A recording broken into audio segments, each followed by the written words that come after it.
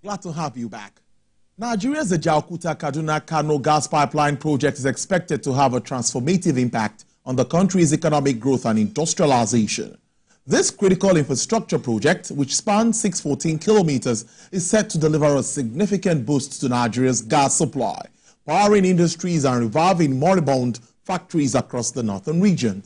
According to the Minister of State for Gas Resources, Mr. Ekpo, while speaking on the development, the project is a critical initiative for Nigeria's economic development and is expected to increase revenue generation and further boost the nation's economy. Let's get this more and put it into perspective. I'm being joined by Energy Insights lead at STIRS, Noel Okode. It's been a while, Noel. It's good to have you again on the program. Good afternoon.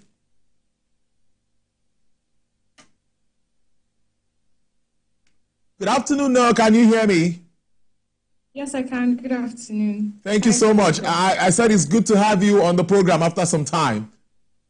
Thank you. Yes, let's get talking now. The AKK pipeline project seems like this is following the decade of gas and all of the moves by government to take advantage of the gas reserves that we have in this country. You are a player in this segment of the economy. Can you take us through what this really means for us, the AKK pipeline? Thanks to Lopez. So the AKK pipeline is a project, it's a pipeline obviously, that's supposed to take gas from the southern parts of the country to the north, because most of our gas producing fields, actually all of them are on the southern, between the southeast, south-south and southwest. So the purpose of the pipeline is to increase domestic utilization of gas. So that means that we can have gas power plants in the north, industries in the north can get access to gas more easily through pipelines. It's also cheaper to transport gas via pipeline than via trucks. So the idea is that when this pipeline comes online, more parts of the country will be able to access Nigeria's gas, and then that will increase domestic utilization.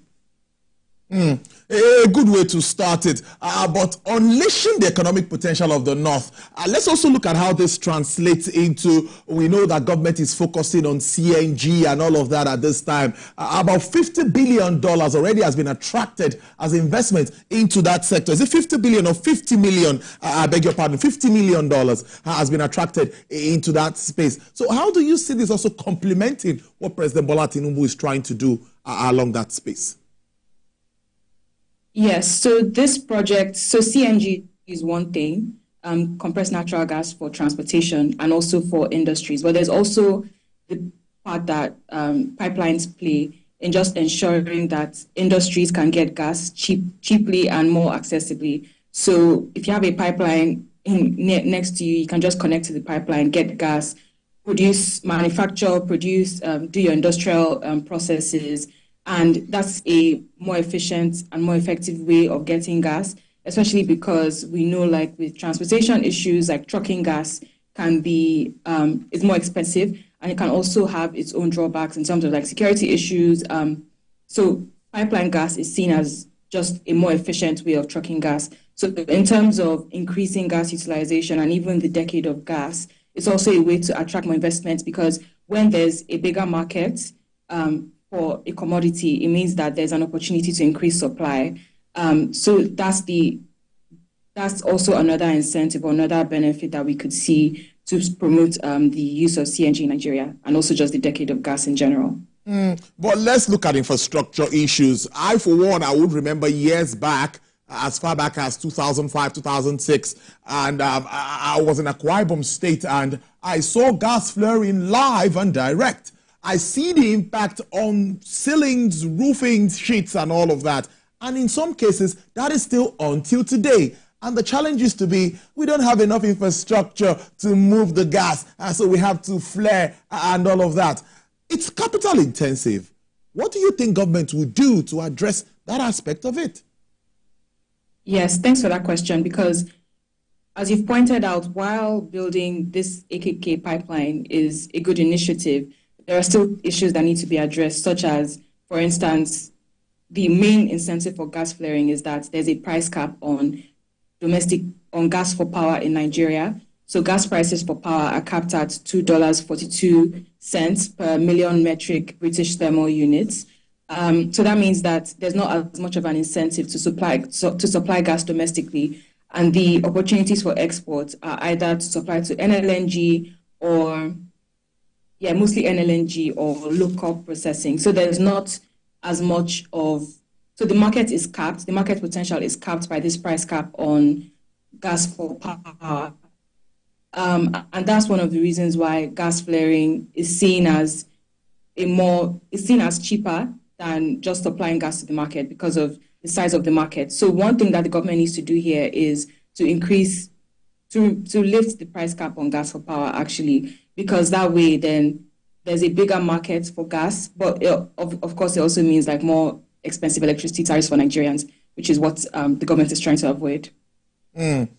Also before that, we saw that the president commissioned like 3 gas projects around the Niger Delta area. All of this is looking to me like government is finally ready to take advantage of the proven and unproven reserves of gas. What's your take around that too? Yes, I think gas, Nigeria has more gas than oil even. Yeah. And most of the reserves are underutilized. We export more than we even use domestically, and this is considering that we have 200 million people. Gas is even more useful to us. I mean, for oil, like you refine oil, you get petrol, diesel, but then with gas, you get cooking gas, you get CNG for transportation, you get gas for industries, you get gas for power plants as well for electricity. So gas is actually a fuel that can revolutionize Nigeria even and just speed up our industrialization. And we have these resources. So I think that it's good that the government is focusing on gas, and especially even like on a global scale, looking at climate change concerns. I mean, since the Russia-Ukraine war, like global governments are more open to using gas. It's not seen as as much of a dirty fossil fuel as oil or coal. So there's also that global opportunity for us to even export and earn more revenue from that end. So yeah, I'm totally on board with utilizing more of our gas, producing more gas, supplying more gas. Let's move forward. Gas to power projects. Now let's talk about electricity, which to me remains also very, very important with all of these reserves that we say we have, and we also have hydro, thermal, and all of our power plants. Of course, one of them majorly needs gas. We have 27 GENCOs in our country, but we've been hovering between 4,000, in some cases 3,500 megawatts of electricity. Now, recently, government says we are cutting back on electricity sales so that we can address domestic supply. In all of this, many will say, what do we have, even on ground, that we are selling? Yeah, I mean, gas for power. Yeah. I mean, electricity generation, 75% of Nigeria's electricity is generated from gas supplies. Yeah. But then there's also, like I said, that's an issue that needs to be addressed. There's not enough supply, and that's because the market potential, the size of the market is small. So we don't have as much Nigerians using cooking gas. We don't have as many using gas for CNG, for instance. And this is because of infrastructure issues, but also the price cap. There are price caps on gas for power, and the power sector takes up over 50% of the gas that we produce domestically or that we use domestically. So I don't think the right approach is reducing the gas to the power sector. Instead, it's a matter of increasing supply because Nigeria has enough gas resources to go around. Noelle, let's also look at pricing now. Pricing is something that is also important to me because I think sometimes this is always sold most times in dollars. That is also something that comes in. And we see that recently the price of the regular gas, cooking gas, seems to also be, there's a bit of decline in the pricing. So what is responsible for this? What is your take with regards to pricing of gas in Nigeria? Thanks. So domestic prices of so for instance, you mentioned cooking gas.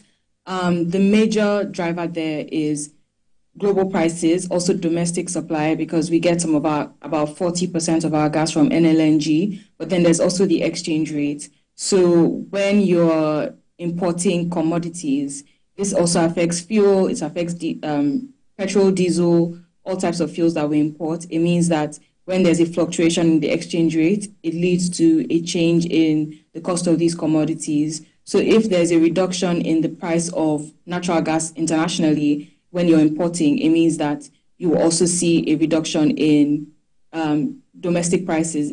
That's only if there's no increase in or depreciation in the exchange rate. So those are the two factors that actually determine cooking gas prices in Nigeria. Okay, I think we got the audio back. We had a little bit of network issues there. Staying with the power sector and challenges that we face in that space, Noelle, let's talk about the poor wheeling capacity and, of course, this incessant grid collapse that we've been having in recent times. What do you think of this? What's the implication for struggling a nation like Nigeria?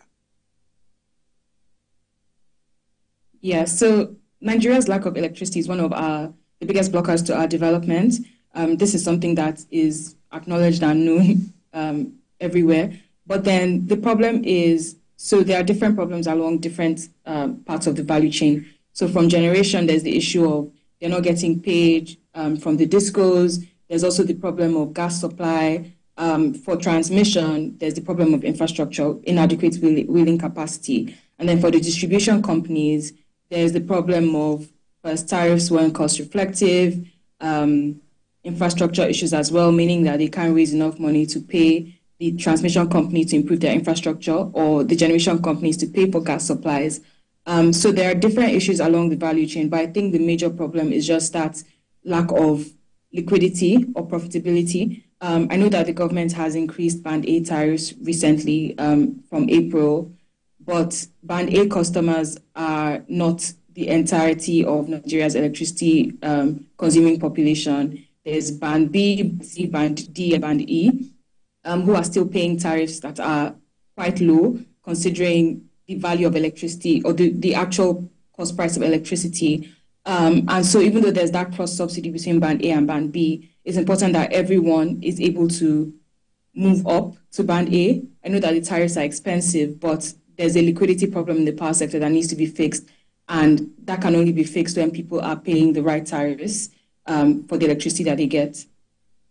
For as long as how many years since privatization, I've been hearing about cost-reflective tariff. And finally, like you identified, Band A customers, which I happen to be one of them, we are paying above 300% at the moment with the rates that we have. But for me, my question really would be efficiency, stability.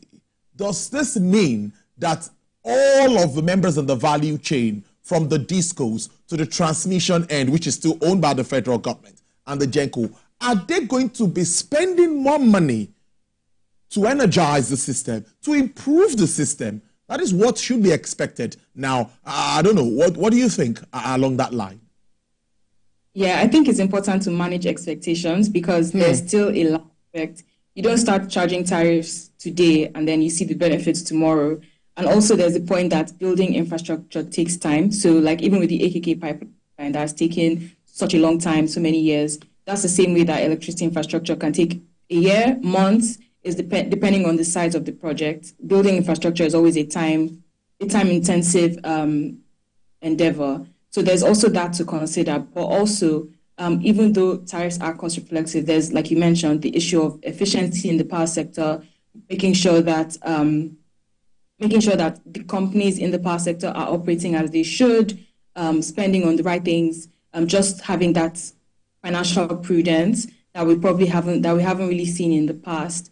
That is important also when these cost reflective tariffs come into effect, which they are beginning to. So the idea is that over time, more Band B customers will be moved up to Band A, Band C customers moved up, and then eventually everyone in Nigeria can have at least 20 hours or even 24 hours of electricity supply. We're not there yet, so the gains that we see will be slow to come, but at least with cost-reflective tariffs, we're one step closer. I can't wait. We need to start to see that migration from E to D, from D to C, from C to B, and from B to A, so that those in A will start to tip in that figure. But before I let you go, let's touch on rural electrification, which is something very dear to my heart. We're managing 4,000, 4,500, and it's not even enough for the major cities. And there should be, there's an agency, of course, responsible for that. But my question really will be around renewables. What are we doing so that we can sort out, at least they can charge their phones, have lights and all of that in those rural communities? What is your assessment of what is playing out in that space? Yeah, so like you rightly mentioned, there's a big problem there where even though people in urban areas to a large extent have access to electricity, over 70% of people in rural areas don't have access. And so renewables are a good way of plugging that gap, because extending the grid to rural areas is even more expensive than just setting up a mini grid in a community or getting solar home systems or solar appliances. So while that has been moving, I think the major issue there is just the achieving productive use of electricity. So that means that people in rural areas tend to use less electricity than people in urban areas, which makes it harder for companies providing this service to break even or make a profit. So it takes a long time, or they have to charge really high tariffs so that they can offset their costs and make some revenue or make some money.